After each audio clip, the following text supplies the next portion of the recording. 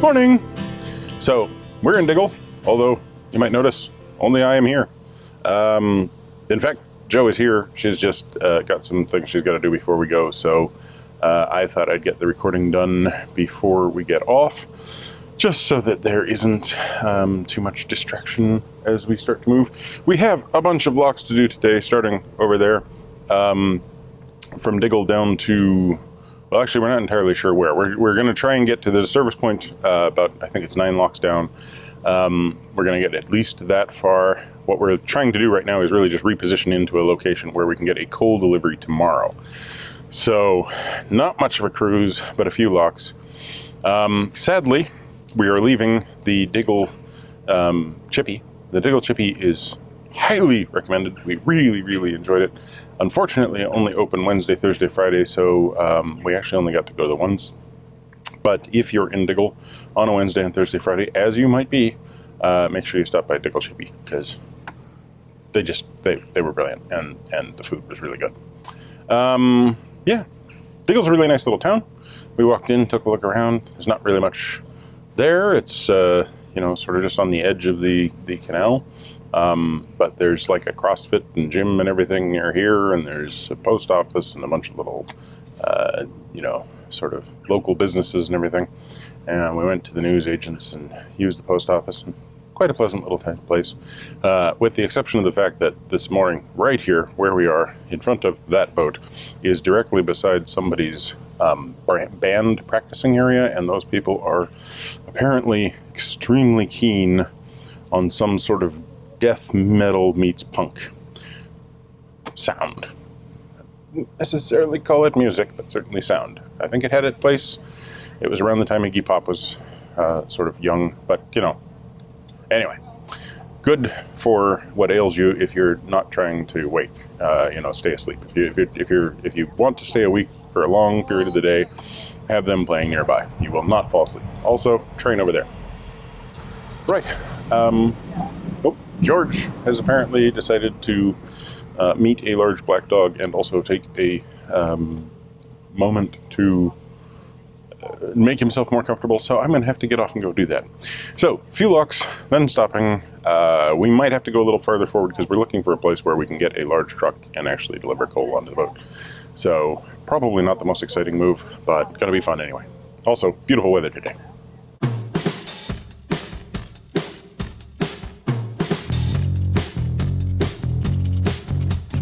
It's very important to remember to take the chimney down before we set off, in case of any low bridges ahead.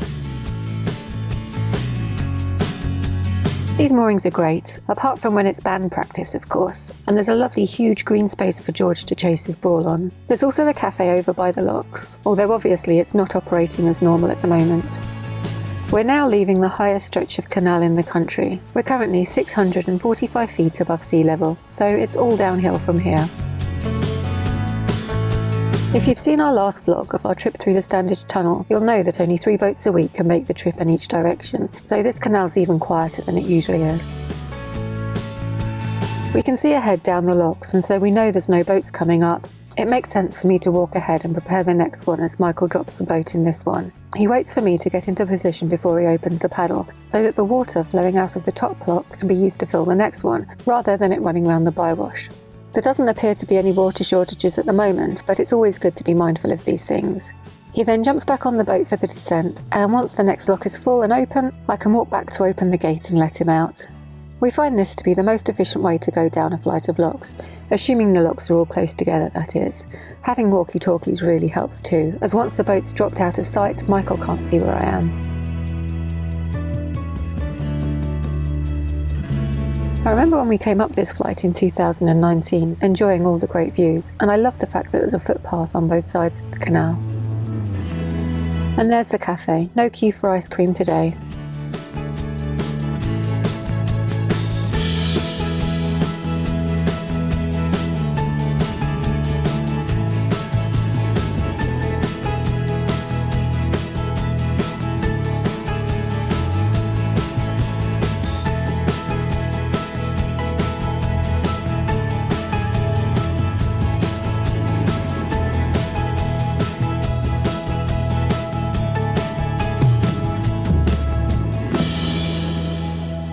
It's a little ways to the next lock, and Michael arrives first on the boat. As you can see, the boat's only tied on loosely, and so it drifts towards the lock as the water starts to fill it.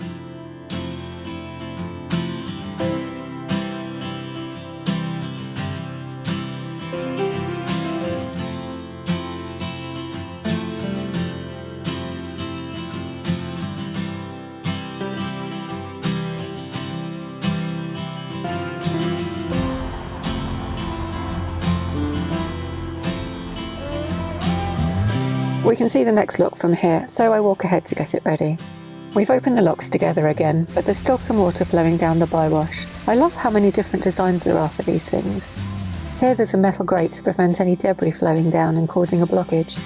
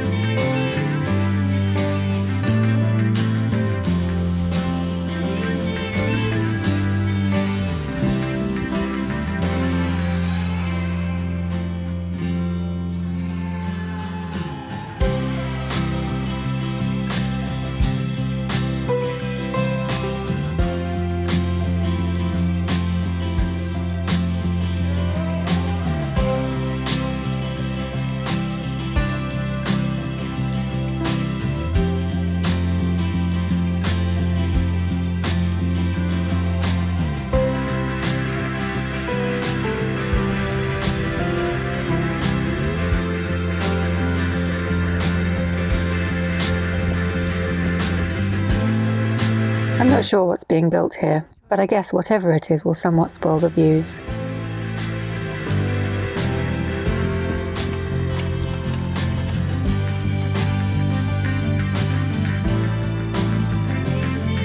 This time Michael takes a turn to walk ahead.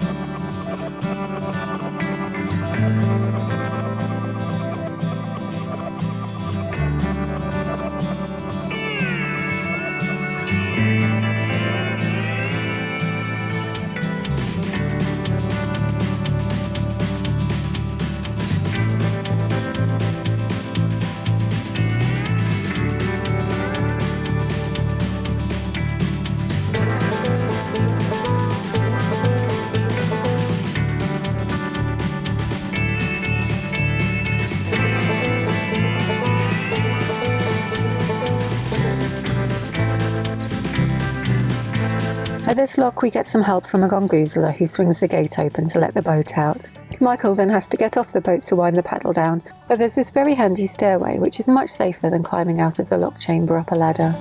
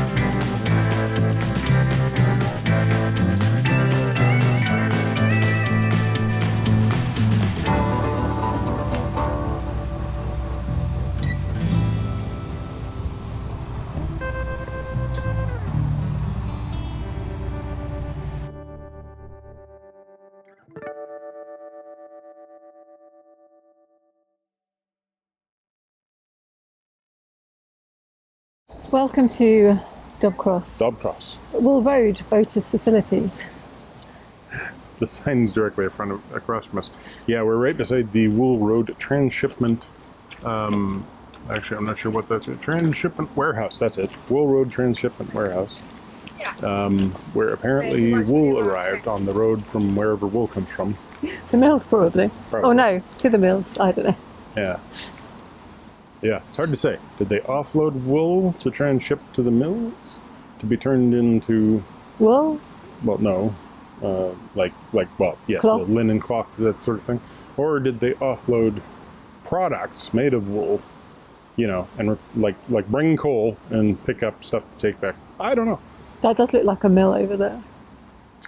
That's true. Although I think that's a newer building.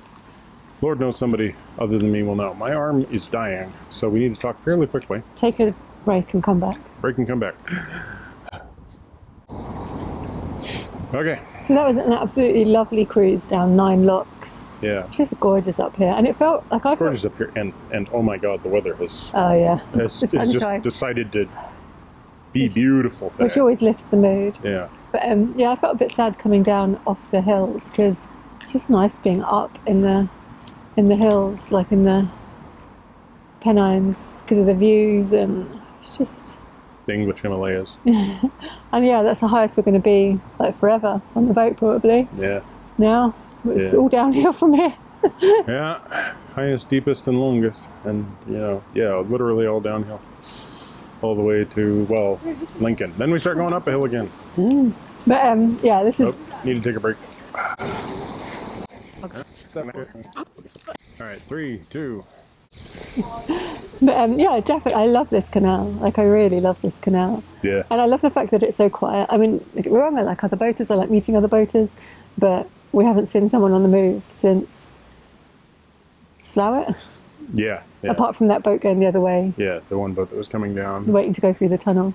And the Huddersfield, we had to rush it last time. Like, we really had to rush up and effectively down because of a stoppage that we had to get past. And this time we don't have a deadline. Like, we had to make it up fairly quickly because we got our date for the tunnel bumped forward. But we still actually got time to see Slough, to see Marsden, spend a little time in Huddersfield. Yeah. And now, you know, And Diggle, like we didn't see Diggle last time. No, we just went straight through there, right? We got ice cream at Well, that no. shop and then kept going. We got there and then fell asleep because it was like day 5 of our adventure or Yeah. something. Yeah, and there'd been all the pounding rain and everything. And we've had beautiful weather, the Diggle chippy, which I swear is a high point for the rest of this trip. Not just literally high, but but like really good quality chippy. And yeah, just it is something, like, because hills in England are so rare. Oops, we got a big dog coming through. Yeah, because England is primarily a two-dimensional country. So when you come across actual, like, hills, it's, I don't know, there's something that I find just very comforting about it. yeah, it's like it's a perspective, isn't it? Yeah, so this, like, feels like the end of the north for me. Yeah. I don't know. I mean, I don't think we're officially, like, out of the north yet. But It's all south from here. yeah, it's all south from here, and I have loved Yorkshire, and I've loved the Pennines, you know, everywhere we've been on The Rochdale was on beautiful. That the was Leeds and Liverpool. Yeah. Yeah, it's all been just all high points, literally. And yeah, I'm definitely gonna miss it. So Maybe we'll be back one day.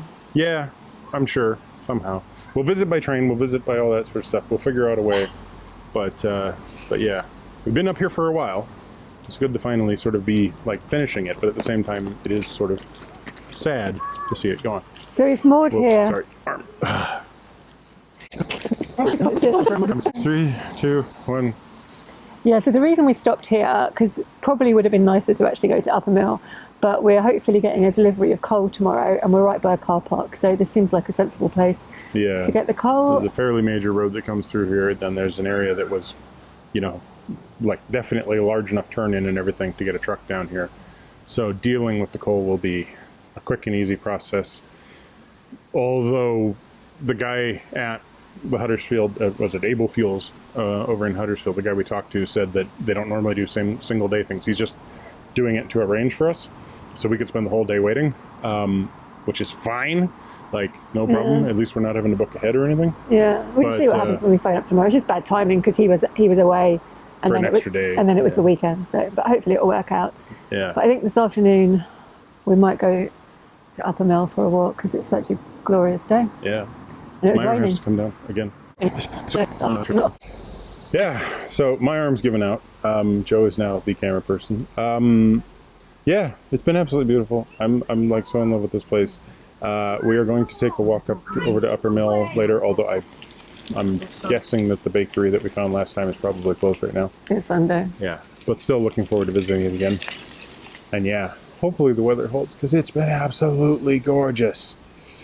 So, thanks for watching. Give us a thumbs up, comment down below, subscribe if you haven't already, subscribe to Minimalist Maximal Velocity if you want to see some of our time lapses, and of course, click that bell if you want to get notifications. Could stay like this for another couple of hours. Yeah, It's easy. it's not vibrating at all.